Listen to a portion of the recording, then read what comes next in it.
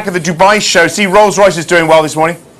Yeah, absolutely. Rolls-Royce is always going to be a winner if airlines are spending money. It seems to have the right engines. It's got a good tie-up with both Boeing and Airbus. So, yeah, we should see it driving forward. And there does seem to be a lot of spending power with the Gulf airlines investing in a new fleet. What's the market going to do this week? I guess it's Fed again, right? Yeah, I think all eyes to the Fed on Wednesday. I do think that we'll see them talking down the chances of tapering in December, and therefore the market will react positively to that. I can't see that Bernanke's last move and Yellen's first move will be a taper so soon. So I think it will be in the new year we see that tapering. If the December taper was realistic, that would surely show up somewhere in these minutes on Wednesday, right?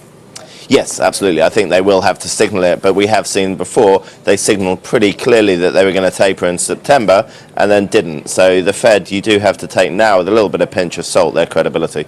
I mentioned China, on the back of, or together with the US stimulus, we're getting real economic reform in China, it seems. How positive are you about this? Yeah, China's obviously hugely important to the world economy, and the leaders there have realised that, so they're putting in place a sensible 10-year reform plan. But China doesn't change overnight, and it's going to be a big ship to turn around and to change. So short term, I'm not sure there's going to be a huge amount of impact, but the market is welcoming it in the medium term that we are seeing reform, and they're not going to come out and throw a curveball in the near term. Do we worry about that 9.6% on the house prices there?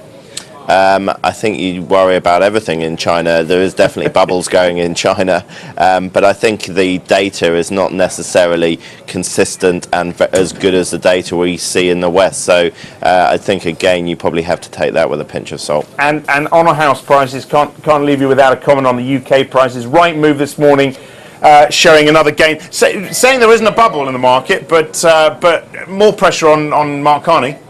Yeah, I think Mark Carney was probably dreading the fact that there were going to be huge gains. So I think it's healthy that there is some gains in the UK house pricing. I think it's healthy that there's nothing on month. But Mr. Carney will probably breathe a sigh of relief as he doesn't have to hike interest rates in the near term.